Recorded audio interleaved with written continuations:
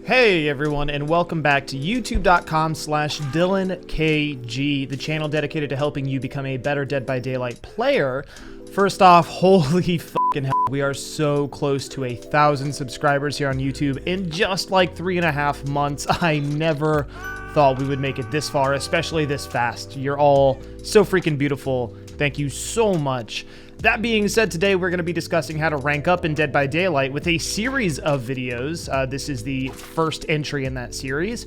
But we're not going to be just talking about how to rank up, but we're going to be talking about how to actually get better at the game and what skills you'll need to get better and slowly building on those skills. We're going to be breaking down what you should be focusing on as a killer in each individual rank from 20 to 16. There is so much information in Dead by Daylight that we're going to help you figure out what to focus on specifically. Take it real slow. Our video guide today will cover the following. At rank 20, we're going to learn the basic mechanics and how to play. At rank 19 and 18, we're going to learn to track and find survivors, and to do basic chases and get a few hooks. At rank 17, we are going to look into map knowledge, understanding your surroundings, and using that information to pressure survivors, parlaying that into rank 16, survivor observation, and how to end your chases faster purely with that information. Without further ado, let's get started. When you play Survivor in Dead by Daylight, you have teammates that can help you, unhook you, and make up for general mistakes.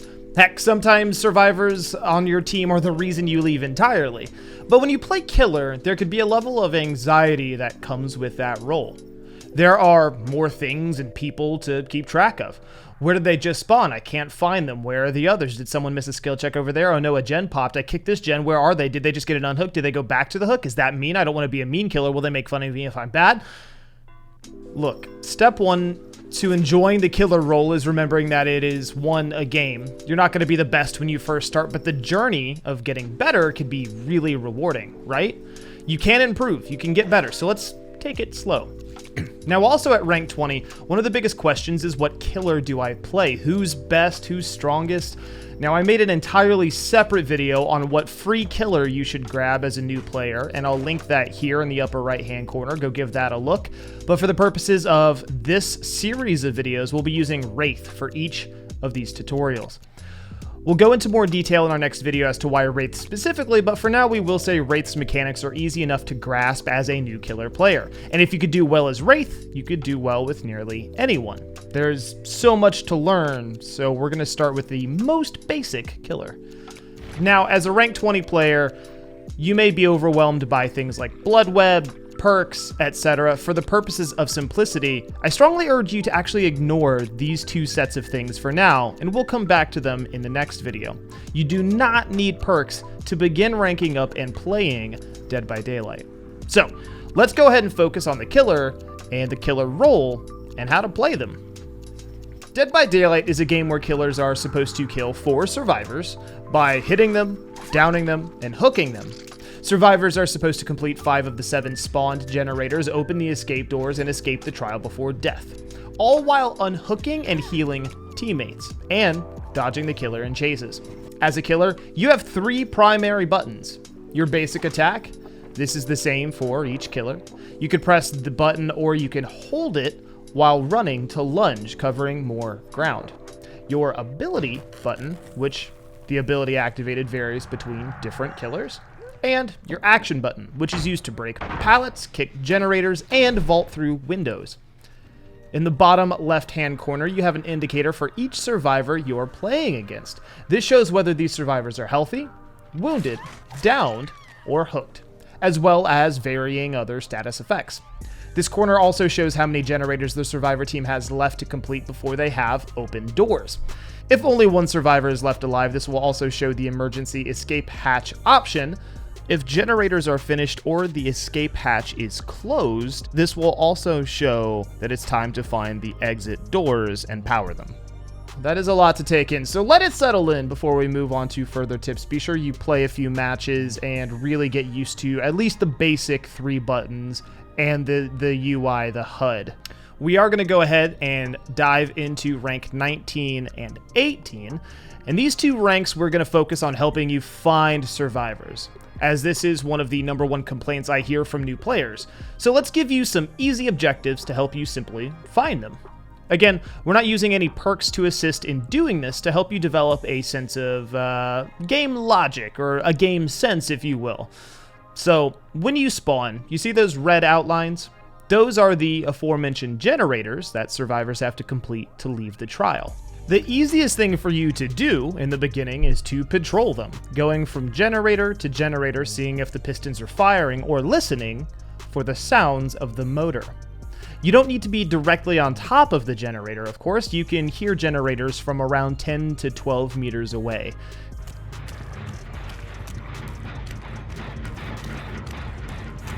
Conceivably, you could walk by a generator, hear nothing, and keep walking to the next few generators in your patrol. If you do hear generator progress, odds are somebody logically was working on that generator, probably recently, and is probably nearby.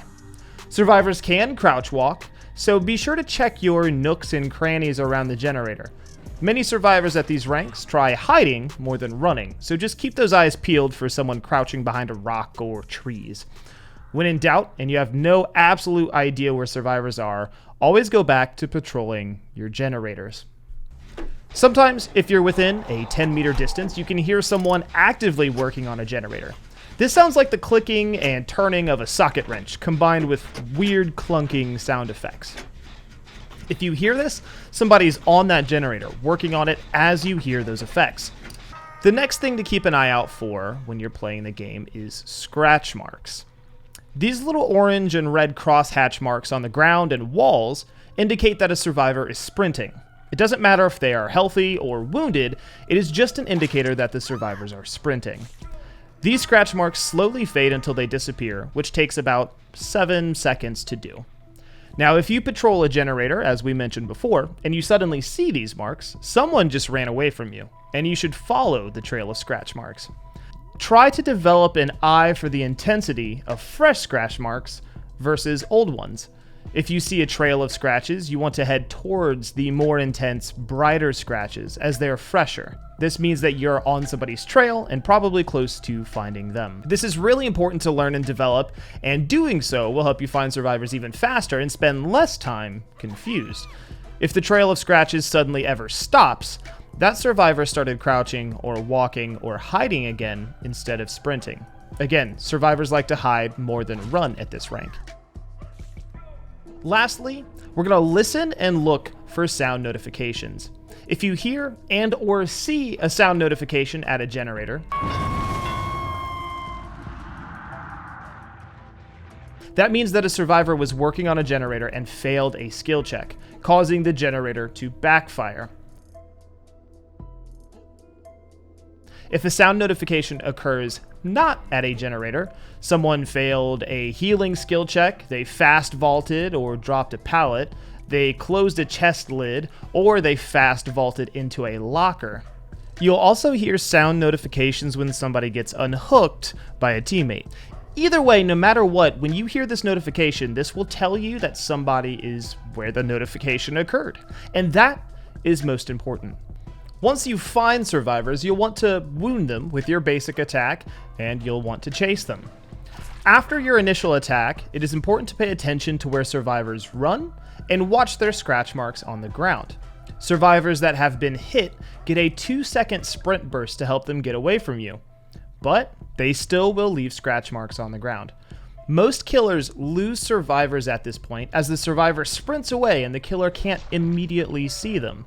A lot of killers end up actually dropping the chase and moving on or getting lost. Try not to do this. If you hit somebody, continue to pursue them. Remember, go back to the game plan and follow the scratch marks. Try not to make a guess as to where you think they went. Follow the evidence and keep your eyes on them. Most survivors at these ranks will randomly run around without strategy or a plan after they've been hit, so chasing them down just takes paying attention to where they're going and to the scratches. So at rank 19 and at rank 18, this is really what you should focus on. I've been told time and time again that survivors are so hard to find, and even when I myself play as survivor at these ranks, killers never consider patrolling gens, they don't look hard enough, and they don't follow scratch marks after they hit somebody very well. If you can master patrolling generators, following scratch marks, and using noise notifications to indicate where people are and go to those areas, you'll get better instantly at awareness and you'll start getting hooks. If you are following the aforementioned steps, you're probably ranking up very close into rank 17, if not into rank 17. So let's get you there. Let's be sure you're steady. We're going to talk briefly about map structures and map knowledge and integrating that into your chases. Now that you have a good handful of matches under your belt, now would be wise to start paying attention to the maps. There are 35 different maps or map variations in Dead by Daylight, but on many of them, you'll see reoccurring tiles and themes. Nearly every map, excluding indoor maps, will have something called the Shack. The Shack is a building with 2 lockers, a window, and a pallet. Often the shack can have the basement that spawns underneath of it, giving the killer 4 hooks that never can be broken. A great number of the maps have an LT wall structure. These structures are named for their shapes, one wall looking like an L, one wall looking like a T, and each wall features one window that survivors can use together to loop you. There are also something called jungle gyms, which are complex mini maze-like structures, usually featuring one window and one pallet. There are also varying structures that vary from map to map that you'll have to learn independently, like cars, debris, etc. Learning these structures is something you can passively do as you put hours into the game, but is integral to dominating a match. Recognizing structures will help you to remember where you have previously broken pallets, and will also assist you in cutting off survivors during chases. If you're always trailing directly behind a survivor instead of looking ahead, seeing a familiar structure, and attempting to cut them off, you could be wasting valuable time. If you see a survivor approaching an LT wall and they vault a window, don't just vault behind them, attempt to go around and see where they went. Also consider that while you're chasing a survivor, you have directional influence. You can choose where to push them based on your movement. Think of this like body blocking. They have to go through you to get to any important structures or to get thoroughly away from you. If you can pin them between a wall or a structure that has no use, if they have nowhere to go but through you, that is a genius way to use your directional influence and map knowledge. And of course, consider thinking a step ahead, seeing where the survivor may go next and trying to cut them off or head them off before they can actually get there, shortening your chase times. It seems like a very simple step to take at rank 17. Obviously, you started chasing, you started tracking people, but being able to think a step ahead is what separates the decent killers from the superb killers. Being able to predict survivors is going to go a long way into building future mind gaming skills that you'll need, so take that step at rank 17 very seriously. Now, let's go ahead and approach rank 16 if you're ready, and let's discuss our second steps in observing survivor behavior, this time regarding pallets. Of course, if you're chasing survivors, they're surely dropping pallets to put distance between you and them. And you may find that breaking these pallets gives the survivor so much time to run, hide, or get to another pallet, or even break your line of sight, making it incredibly hard for you to find them. So we're going to practice observing our prey just a little bit more. If somebody drops a pallet, do they keep running immediately? If so, which direction? Even in your stun animation, you could see which direction the person went. Are they sprinting? If so, they're leaving scratch marks. My advice in these early ranks is if somebody drops a pallet and immediately runs away, just run around the pallet when applicable. Unless the pallet literally blocks your way, try running around it. If someone drops the pallet and just sprints away, you're better off continuing your chase and saving yourself some seconds. As mentioned before, keep in mind what direction they're going, follow their scratch marks, their trail, and pursue them, and this will end your chase a lot faster. Usually at this rank, survivors generally aren't sticking around waiting for you to break pallets or trying to use pallets as long loops, so take advantage of their skittish nature and ignore the obvious decoy that is the pallet. Now, if you do see a survivor that drops the pallet, maybe stuns you, and they're waiting for you instead of haphazardly running away, this is when you want to generally break the pallet. A survivor that is waiting for you could be considered a smart survivor. They aren't intimidated by your presence or immediately terrified of you, and they want to see if you run around the pallet or break it. Because if you run around the pallet, they can run around the pallet too, causing you to waste even more time instead of closing any distance. And this is called looping the killer. If the survivor waits for you, break the pallet and continue chasing. Generally speaking, I don't think at this point in the game you need to worry about if you've chased somebody too long or not when considering this advice. The thing is to work on making chases shorter in general, and that is constructive to your getting better. Most chases shouldn't take more than a minute or so. If they are, that's where we can identify weak points and continue working. Now, we aren't going to cover mind games or in-depth advanced techniques regarding mind games or anything like that in this particular video.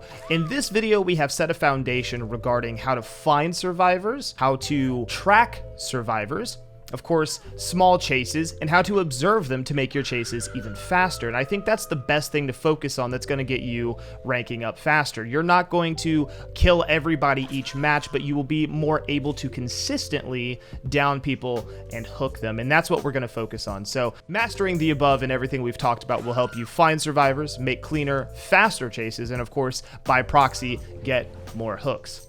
So at this point, you should be ready for the next video out soon. That'll help you get from rank 15 to rank 10.